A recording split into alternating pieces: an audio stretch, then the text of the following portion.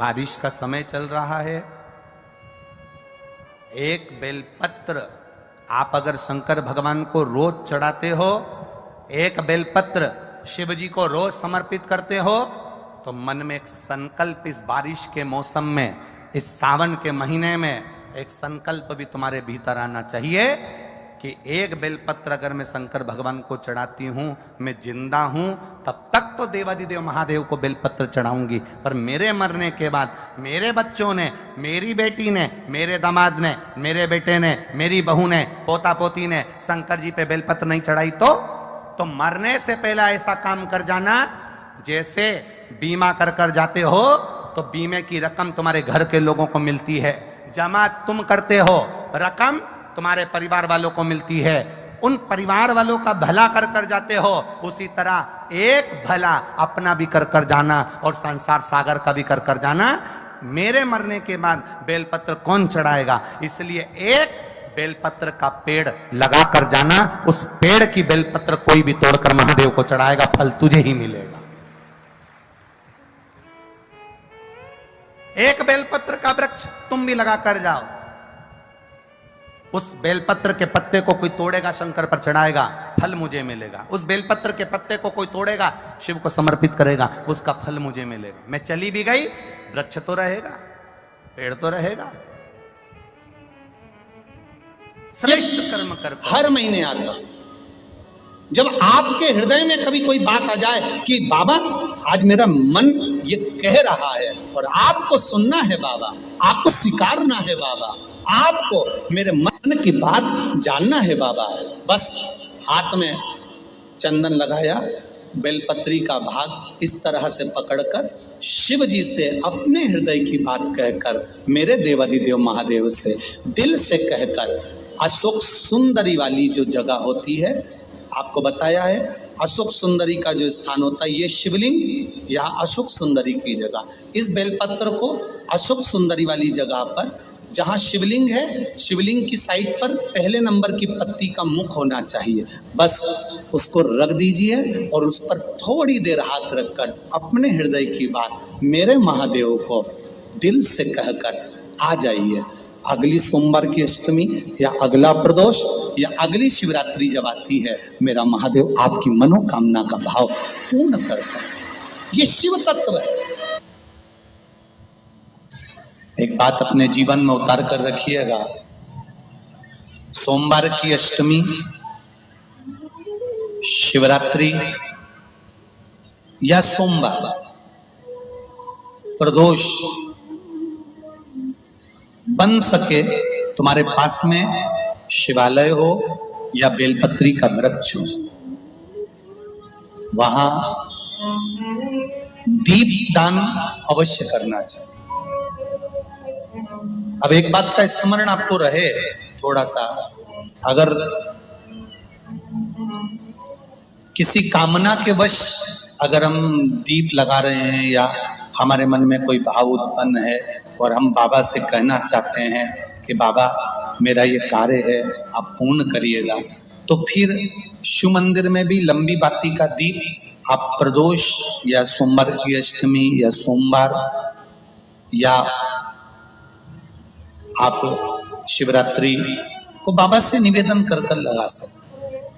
हाँ, विशेष जब कोई एक बहुत बड़ी बात हो और आपके कार्य में कहीं अटकल हो रही हो, तो एक ही दीप में दो बाती, शिव और शक्ति, लंबी बाती बनाई, शिव और शक्ति के नाम से दो बाती एक साथ एक दीप में भी लगा सकते। पर कब, जब विशेष कोई आपका कार्य हो और वो अटक रहा हो, विशेष कोई कार्य, और आप बाबा से प्रार्थना कर रहे हो, तो दो बाती का भी प्रयोग आप कर सकते हो। ऐसे शिव तत्व। शंकर भगवान को धतूरा कब चढ़ाना चाहिए उसका विशेष ध्यान रखें। जैसे शिवरात्रि है, प्रदोष है, या सोमवार है, या कोई विशेष आपका उत्सव है, तो आप शिव जी को धतूरा चढ़ा सकते हैं। या विशेष कोई बीमारी ऐसी लग गई है या विशेष कोई तकलीफ ऐसी हो गई है जिसका निवारण नहीं हो रहा, तो आप धतूरा चढ़ा सकते। धतूरा चढ़ाने का भी एक क्रम है। हल्दी में भिंगोकर धतूरा चढ़ाया जाता है लक्ष्मी के लिए। चंदन में भिंगोकर धतूरा चढ़ाया जाता है आयु की वृद्धि के लिए। अबीर, अबीर एक सफेद कलर का बॉर्डर होता है। अबीर गुलाल जो होती है, गुलाल में अबीर डलता है, चमकदार, आपने देखा होगा अबीर होगा। तो अबीर में धतूरा जो डुबो कर चढ़ाया जाता है, अबीर को लगाकर चढ़ाया जाता है, वो रोग मुक्ति का होता है। काय के लिए होता है वो? रोग मुक्ति। ओम श्री शिवाय नमस्तुभ्यम, ओम श्री शिवाय नमस्तुभ्यम, रोग की मुक्ति। ओम श्री शिवाय नमस्तुभ्यम। धतूरे का भी एक स्मरण होता है महाराज। बहुत भारी रोग है, बीमारी लग गई है, डॉक्टर अपना काम कर रहे हैं, घर का व्यक्ति बहुत बीमार हालत में पड़ा हुआ है, तो बेलपत्री के वृक्ष के नीचे भी शिवलिंग का निर्माण कर एक धतूरा समर्पित करा जाता है, जिससे रोग से मुक्ति होती है। उसमें ना तो हल्दी लगाई जाती है, ना चंदन लगाया जाता है, ना अबीर लगाया जाता है, केवल धतूरा चढ़ाया जाता है। जिसके जीवन में हमेशा कांटे ही मिले हैं। बेटी बड़ी हुई तो घर में मायके में दुख देखा, और मायके से गई ससुराल में तो ससुराल में दुख देखा। ससुराल में भी दुख देखने के बाद में भी पति को बहुत कुछ काम खुलवाया, बहुत धंधे खुलवाए, नौकरी लगवाई, पर वो पति बार बार छोड़ कर आ गया, बार बार तकलीफ भोग रहा है, बार बार कष्ट भोग रहा है। फिर थोड़े दिन काम करता है, थोड़े दिन छूट जाता है, फिर व्यापार में बढ़ता है, फिर छूट जाता है, फिर कोई दुकान खुलवाई, थोड़े दिन अच्छी चली, फिर वापस वहीं घर पर आकर बैठ गया। अर्थात उसके जीवन में वो शूलता चल रही है। तो बाबा देवाधिदेव महादेव कहते हैं, ये 3 घड़ी, 3 पल, 3 नक्षत्र, 3 समय, 3 दिन में जो शूल मुझे समर्पित करता है, उसके जीवन से मैं शूल हटा देता। वो 3 दिन लिखे स्कंद पुराण में।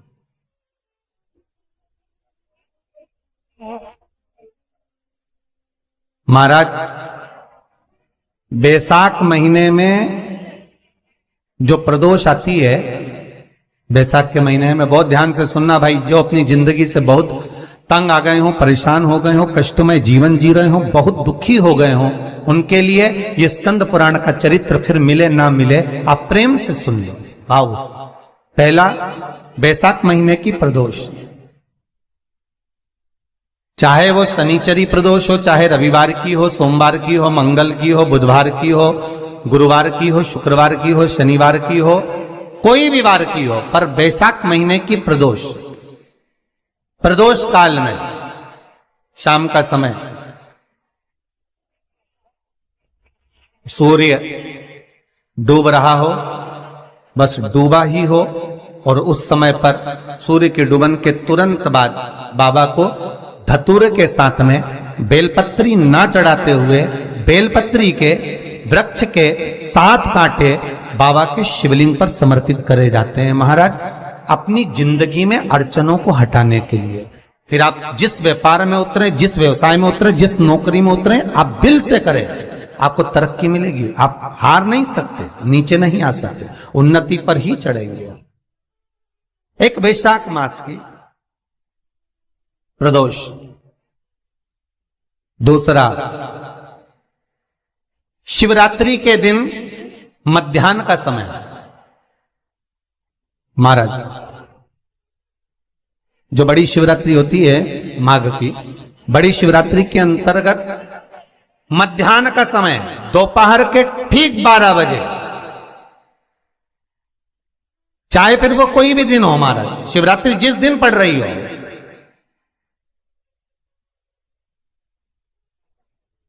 उस दिन भी धतूरे के साथ बाबा को 7 कांटे बेलपत्री के वृक्ष के समर्पित होते हैं महाराज। इसमें आप ये वाले जो कांटे हैं, जो शिवरात्रि के दोपहर 12 बजे वाले हैं, अगर कोई मदिरा पीने वाला हो, व्यसन में डूबने वाला हो, कोई जुआ खेलने वाला हो, कोई गलत वैश्यावृत्ति करने वाला, या अपने मार्ग से विचलित कोई व्यक्ति है, उसके लिए भी ये कांटे बहुत काम आते हैं महाराज। दूसरा, पार्वती, तेरे द्वारा तेरे नयन अश्रु से जो प्रगटा हुआ बेल का वृक्ष है, द्वितीय शूल मैं वहां धारण करता, तृतीय शूल, तीसरा शूल, जो वर्णन करा गया महाराज, भगवान श्रावण के महीने में जो भी दूसरा सोमवार पड़े, जो भी पड़े, श्रावण के महीने का जो दूसरा सोमवार होता है, उस दूसरे सोमवार में रात्रि के समय पर, अर्थात शास्त्र अब घड़ी और पल का स्मरण करेंगे तो रात्रि के बजेंगे 10 से 12 बजे, महाराज 10 से 12 के बीच में धतूरे के साथ बाबा को शूल समर्पित होता है महाराज। ये भी हमारी बाधाओं को, हमारी तकलीफों को, व्यापार व्यवसाय के लिए, नौकरी सर्विस के लिए, बहुत सारे एग्जाम में आप बैठ लिए, गवर्नमेंट एग्जाम के लिए बैठ लिए, नहीं हो रहा, ये 3 बार मेरे शंकर को बेलपत्री के वृक्ष के शूल समर्पित होते हैं, उसका आनंद पाना और उससे अपने को सुख प्राप्त करना।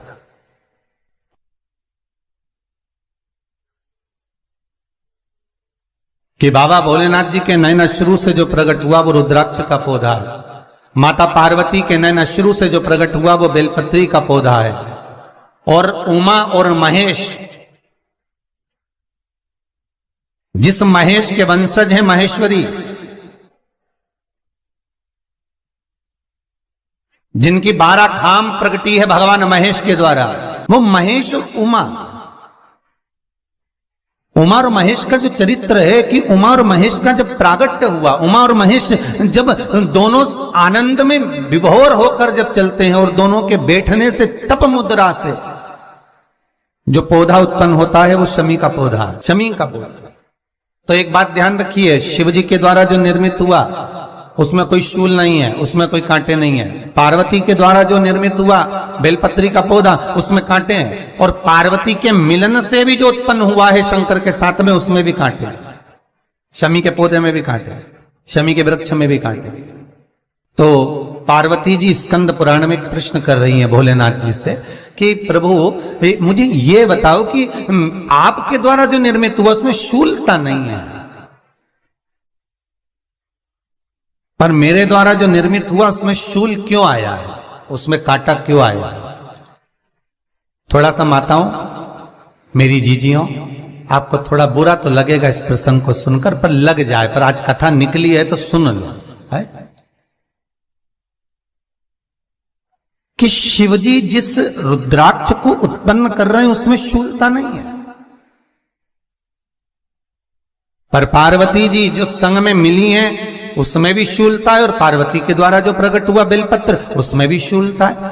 तो भगवान महादेव बोलते हैं, पार्वती मैं तुझे कुछ कहूं और कहने पर तुझे तेरे हृदय में कोई बात चुभे, शूल लगे तो मुझे ठीक नहीं लगेगा। नहीं नहीं नहीं, आप कहिए प्रभु, मैं सुनने के लिए तैयार हूं, आप तो बोलो कि कारण क्या है।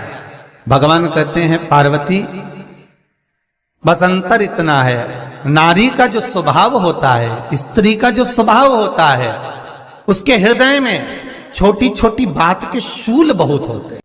जेठानी ने ये कह दिया, देवरानी ने ये कह दिया, तुम्हारी मम्मी ये बोल दी, तुम्हारे पापा ने ये कह दिया, तुम्हारी बहनों ने ये कह दिया, तुम्हारे भाई ने ये कह दिया, तुम्हारे रिश्तेदार ने ये बोल दिया। ये नारी के भीतर ये शूलता रहती है। तो पार्वती जी बोली कि जितना तप आपने करा उतना तप मैंने करा, और जितनी साधना आपने करी उतनी साधना मैंने करी, और जितना आराधना दिल से आपने करी उतनी आराधना दिल से मैंने करी, फिर इसमें शूलता कहां से आ गई? भगवान शिव बोले, बस पार्वती बात इतनी सी है कि जब मैं आराधना करने बैठता हूं तो मेरी दृष्टि में सम्मुख में कुछ नहीं होता। जब मैं आराधना करने बैठता हूं तो मेरी दृष्टि में, मेरे सम्मुख में कुछ नहीं होता कि कौन ने क्या करा है, कौन ने क्या बोला है, कौन क्या कर रहा है, उससे मुझे मतलब नहीं होता, उससे मुझे कोई मतलब नहीं। पर पार्वती जब तू आराधना करने भी बैठती है ना, तो तेरी चित्त वृत्ति में कहीं ना कहीं किसी ना किसी रूप में कोई शूल आ ही जाता है। कई माताओं की आदत देखी साहब, भगवान की सेवा करने बैठी है तो भी भीतर थोड़ा सा शूलता भरी हुई है। महाराज बताओ, इतने सारे भगवान इकट्ठे कर लिए, मैंने बोला था बहू से कि वहां रख लेती है, बताओ इतने सारे यहाँ पर लाकर रख दिए हैं, अब इसकी सेवा करना पड़ रही है, अब ये करना पड़ रहा है। प्रसाद लेने के लिए रसोई घर में गई, भगवान का भोग लगाने के लिए, तो उसमें भी शूलता आ गई। इतने घंटों से मैं सामान ढूंढ रही, फ्रिज में मिल ही नहीं रहा, मैंने रख के गई थी, भगवान जाने कहां चले गए। भगवानों को वस्त्र पहना रही है तो शूलता है। अलमारी का ड्रॉज खोला, इसमें मैंने सामान रखा था, ना जाने भगवान का श्रृंगार कहां चले गया, कौन ने हाथ लगाया, फिर शूलता आ गई। भोजन करने बैठे तो शूलता है, कोई कार्य के लिए जा रहे हो तो शूलता है। अर्थात कहीं ना कहीं नारी के जीवन में शूलता बनी हुई है। और पार्वती, जब तुम भजन करो, तप करो, साधना करो, भक्ति करो, उसमें शूलता नहीं होना। भोलेनाथ, तो क्या आप मुझे स्वीकार नहीं करेंगे बेलपत्री के रूप में? क्या मुझे स्वीकार नहीं करेंगे शमी पत्र के रूप में? पद्म पुराण, स्कंद पुराण, लिंग पुराण, नर्मदा पुराण और शिव महापुराण, ये सारी पुराणे वर्णन करती है। पार्वती जी का खंड आनंद वर्षत कर रहा है, वर्णन कर रहा है। पार्वती खंड वर्णन कर रहा है, सती खंड वर्णन कर रहा है, उमा संहिता वर्णन कर रही है। क्या आप मेरा ये बेलपत्र का स्वरूप आप धारण नहीं करेंगे? इसमें शूलता है, इसलिए भगवान कहते हैं नहीं नहीं, धारण तो करूं। आप लोगों ने भी पढ़ाई करी होगी, हमने भी करी। ऐसा रहता, उसमें नोक रहती है या पेंसिल उसमें भर देते हैं, और उससे ऐसा पेज घुमा घुमा के उसको कस देते हैं, वो ऐसा रखते हैं। कॉपी पर ऐसा रखा जाता, फिर उसको ऐसा घुमाते, घुमाते कि नहीं घुमाते? अरे बोलो तो, सबने करा है ना ऐसा, घुमाए, वो घुमाते, एक जैसा गोला बन जाता, बिंदु। और जो नोक होती है ना, वह चुभी रहती है और वो एक ही जगह पे रहती है और घूमती जाती है। उसी तरह इस मन को, इस दिल को एक में लगा के रखो, बाकी की सब दुनिया में घूम के आ जाओ।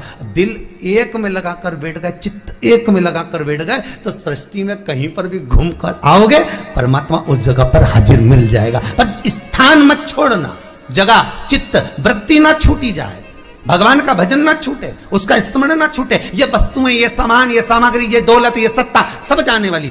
जहां बैठे हो उस मन को वहां लगाना। हम तो यहां तक कहते हैं, यहां तक कहते हैं, होटल में जाओ तो दिल होटल में लगा लो, होटल में जाओ तो दिल होटल में लगाओ, खाने में लगाओ, बफेट में जाओ तो बफेट में लगाओ, शादी में जाओ तो थोड़ा रिश्तेदारों में लगाओ, और अगर सत्संग में आओ तो मेरे भोलेनाथ में लगाओ। दिल लगाना ना भूलिएगा। परमात्मा को थोड़ा समय जितना दे रहे हो, 3 घंटा, 2 घंटा, 2.5 घंटा, 1 घंटा, आधा घंटा, जितना हम भगवान को देना, उतनी देर भगवान में चित्त होना चाहिए, उतनी देर भगवान में मन लगाना चाहिए। पर ना जाने दुनिया के लोग कहां चले गए, वह मोबाइल ने सब हटा दिया। हर 15 मिनट में ऐसी याद आए ना, व्हाट्सअप खोल के बैठ जाए।